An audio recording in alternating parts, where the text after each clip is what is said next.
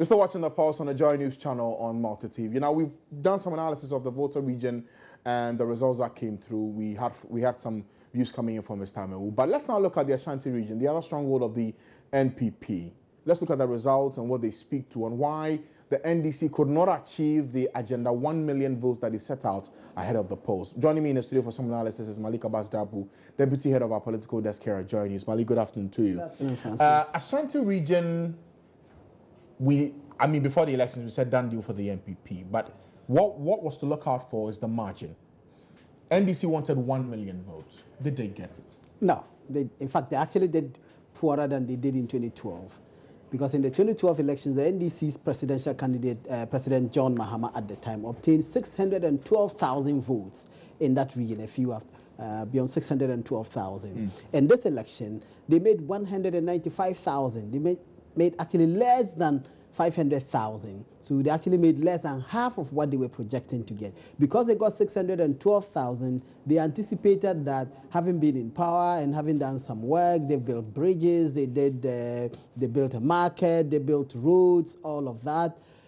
And they expanded the airport in Incumbency. They believed that all of that would inure to their benefit electorally, and therefore they could obtain 400,000 more votes to complete the 1 million target. Unfortunately, they actually did worse because they lost, if you look at the vote tally, the president lost 117,000 votes in that region. So they couldn't meet their target. In fact, when they set the target, some of us said that the target was overly ambitious and that it was going to be practically impossible for them to meet it. They said we were doommongers.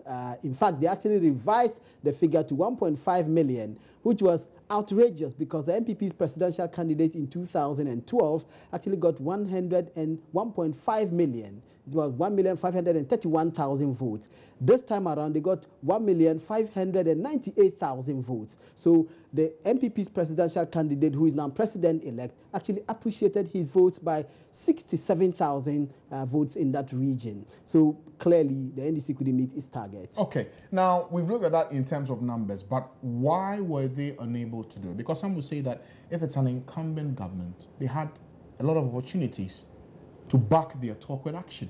Well, incumbency is a double-edged sword, and it's precisely because usually when you are an incumbent, expectations are high. And if you are unable to deliver to those expectations, sometimes the expectations are quite unreasonable. But because of competitive politics, people make promises that they can't keep because of the practical reality. Now, when you are incumbent and you are unable to meet those expectations, the people will vote against you because they voted for you with certain aspirations that they hoped to meet. If they are unable to meet those aspirations, they will vote against you. And people tend to feel that if their personal circumstances are not being better, then it is the government which is not doing well. If the government is doing well and the economy is growing and expanding and creating jobs and opportunities for many people, then they will tend to stick. If the economy is challenged as this economy was or is, then it becomes difficult for people to back you. So clearly, given the economy and all other matters, and we're talking about the city, for example, we know that in that region, the largest region in terms of landmass and all of that, apart from northern region, it has the largest number of constituencies, 47 constituencies. In that region, their mainstay is trade and cocoa. Now, we know that the local currency, the cedi, has had serious challenges right from 2014. 2014, the cedi lost almost 40% of its value. This year, it was stable at some parts. Later, somewhere December, it started falling again. So persons who rely on imported products, because the trade they deal in largely are imported products. So they go to China, they go to other countries, they buy products. And once the cedi is not doing well, they need a lot more cedis to be able to buy the dollar to go and buy the goods and come and sell. And if they buy the goods and come, they have to mark up so that they can get some better margin because the prices have to go up then. And that creates problems. Their margins will go down. They have to get more Ghana cedis to buy few dollars. All of that creates frustration in the market for them. And they tend to punish the government because they feel that it is the government which has failed to manage the local currency in a manner as to make it stable to foster their business. So they will punish the government for it. The other point is sometimes dissatisfaction. largely dissatisfaction. You have a party which has come into power. It has leaders all over the place, constituency, regional executive, and these regional executives, when their parties are in power, they take contracts. We see their living conditions change. The ordinary citizens then look at them and say, why have all of these people's lives all of a sudden changed and we have remained where we are? And we have heard complaints about people saying, look, the money for campaigns didn't get to the ground. The party leaders took the money, they sat on the money. If people believe that this is money which is supposed to go to the people and you are sitting on it, they will punish you. If you look at the vote, it's clear that a lot more NDC supporters did not come out to vote. Okay. Because I just pointed out that 117,000 votes were lost in that region, which means these were people who voted for the NDC in the 2012 election and didn't come out to vote in the 2016 election. Two things to look at, Malik, briefly for me. Let's look at some of the issues that may have hurt the NDC in this election, especially in the Ashanti region. The easy one I can't recall is the mayor, Kojo Bonsu's issue with the Ashanti Hene. We know how the people of Kumasi and in fact the Ashanti region revere their traditional leader. Did that play against them? It may have, but I don't think we can overblow it. We know that he had serious problems, not with Ashanti Hene in person, but he had problems with the Asanteman Council. In fact, it was because of the Asanteman Council that he was removed as mayor of Kumasi. But remember that we are talking about a region, but this is just Kumasi. He was just mayor of Kumasi. But you know the influence that the Ashanti Hene wield in that I region. agree, but if you talk to voters, it was not really about disrespect to the Asante king, because really he wouldn't dare. And many of his problems were not with Asante Hene in person, but it was with the Asanteman Council generally.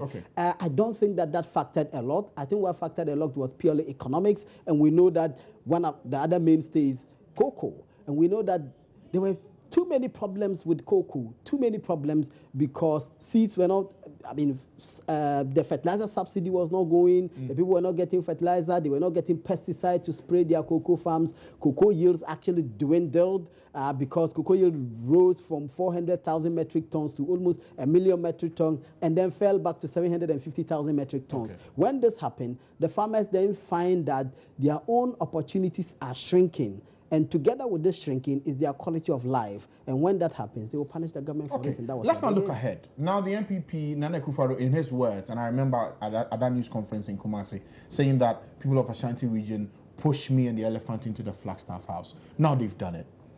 Do you see the expectations of the people in that region? And we heard from some of them in that Vox Pop.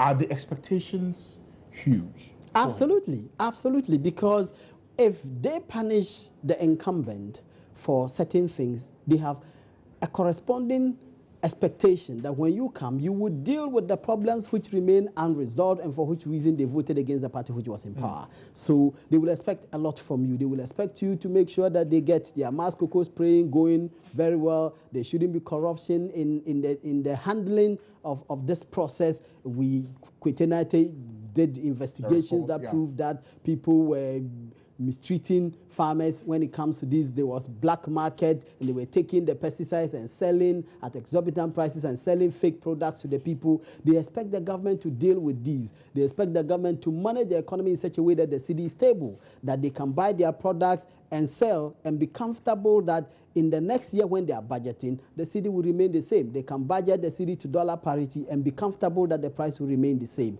If it remains volatile on the market, then the government is in trouble. Thank you, Malik. You don't live in Kumasi, but I am so sure that you know the issues too well, that even those who live there. Just talking to people. Thank you, Malik Abasta.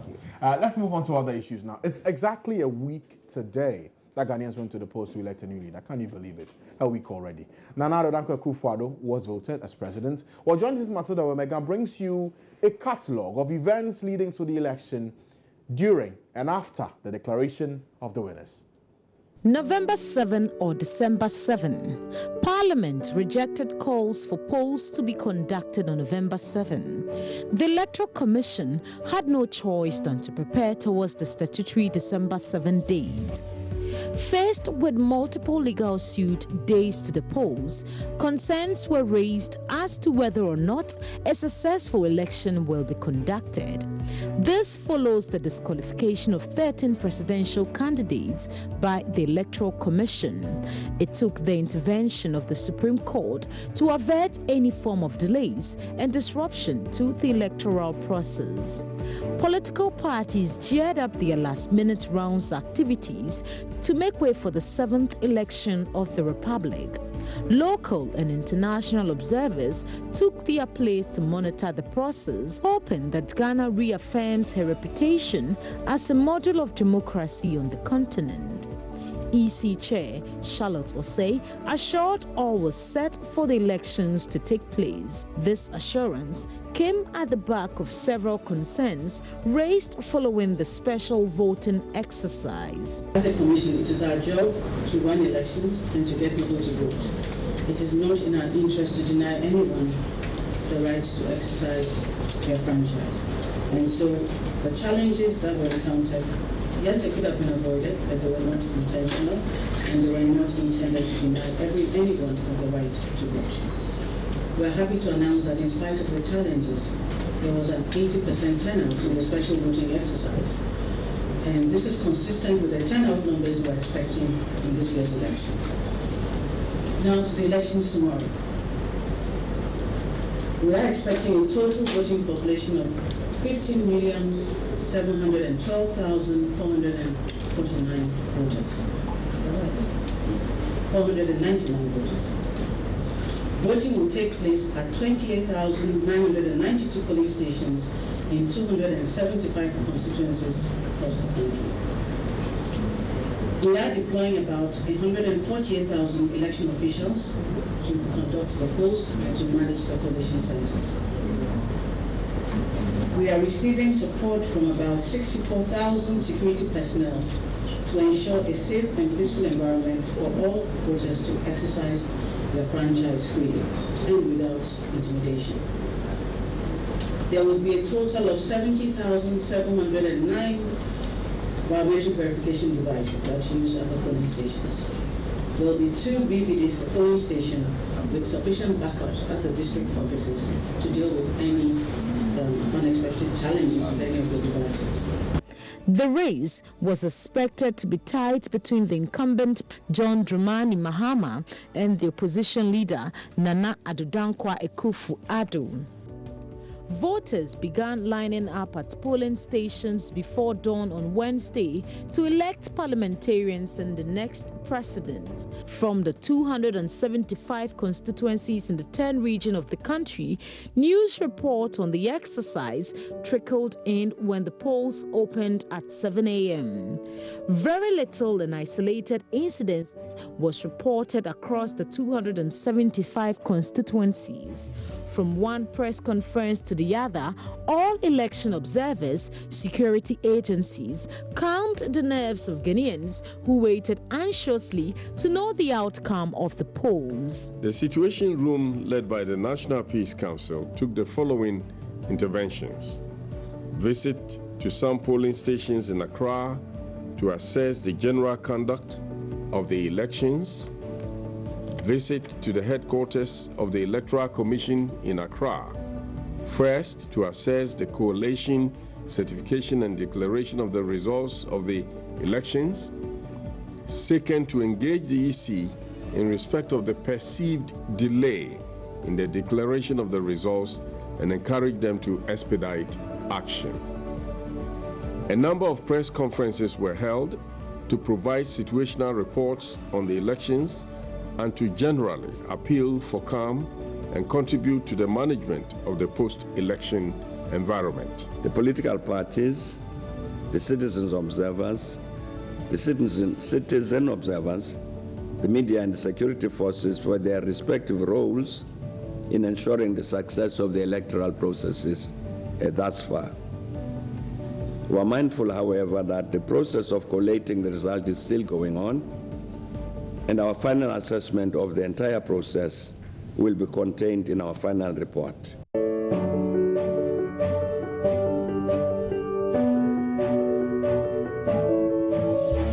From commanding lead to in a comfortable lead and cruising to victory, the New Patriotic Party and the National Democratic Congress declared themselves winners. In the country, 80% have reported their results, and we are confident that the remaining 20% cannot overturn a lead.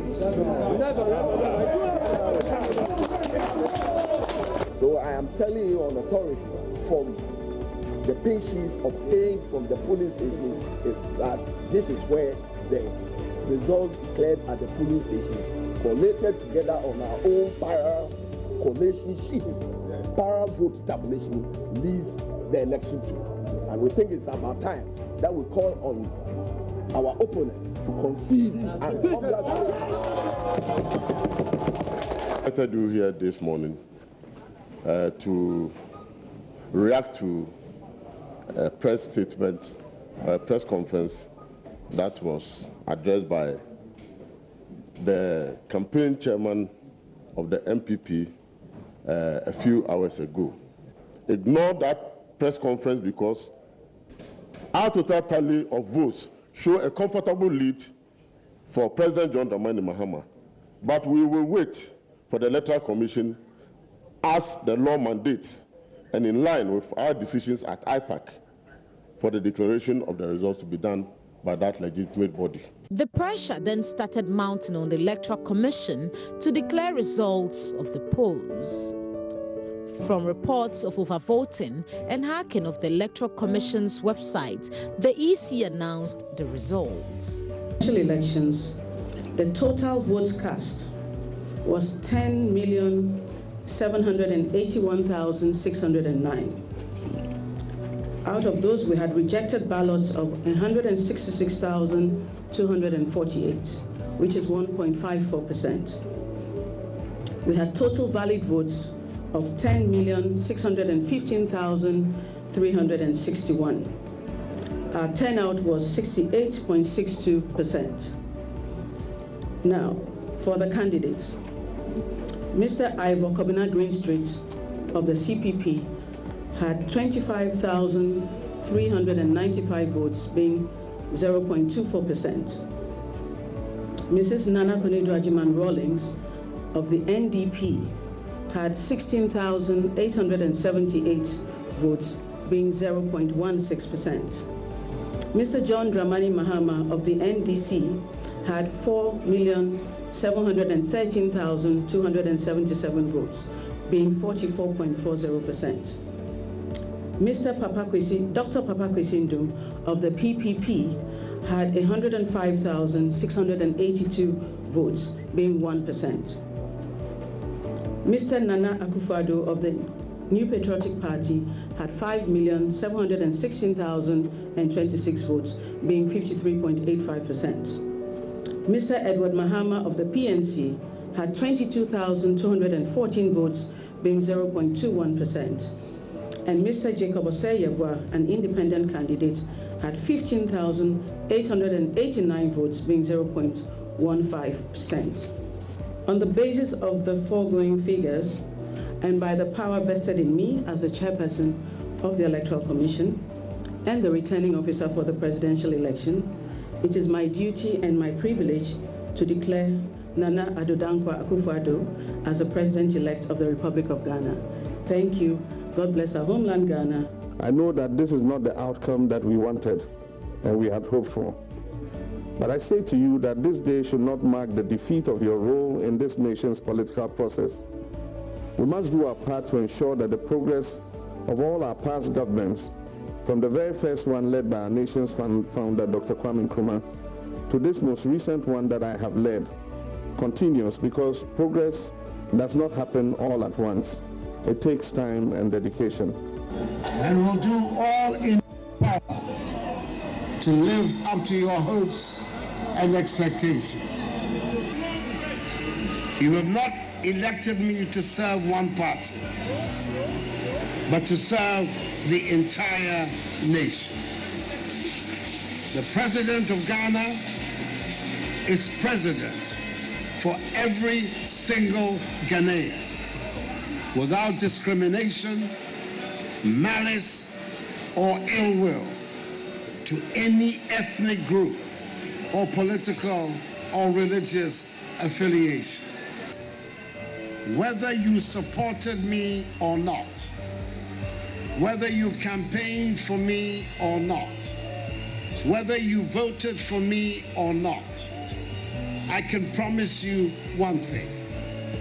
I will do my best to serve your interests. From calls to concede, official declaration of winners to victory speech, Ghanaians once again proved to the world that it is indeed a beacon of democracy in the sub-region.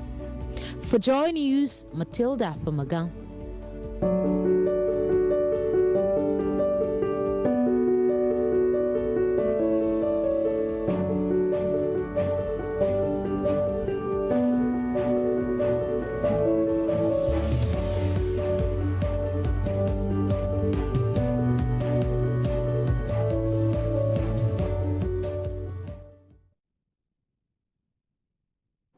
And that's the whole election in its entirety in that report put together by Matilda Omega. Now, the George Walker Bush Highway was completed in the year 2012, fitted with street lights as well as wire nets in the median to prevent unauthorized pedestrian crossings. The installation of the nets was critical to deal with possible vehicular knockdowns. But if you have used the road in recent times, you will realize that the wire nets are fast being torn down as pedestrians find various points along the highway to cross.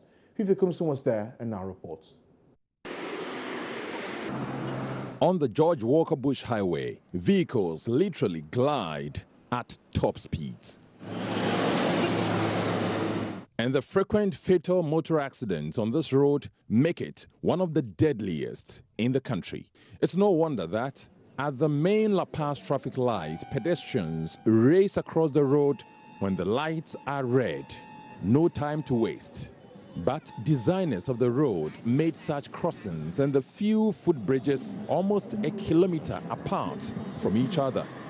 The result is the wire nets raised in the median to prevent unauthorized crossings have either been torn down or stolen. It means crossing the road anywhere along the busy highway is now completely unhindered.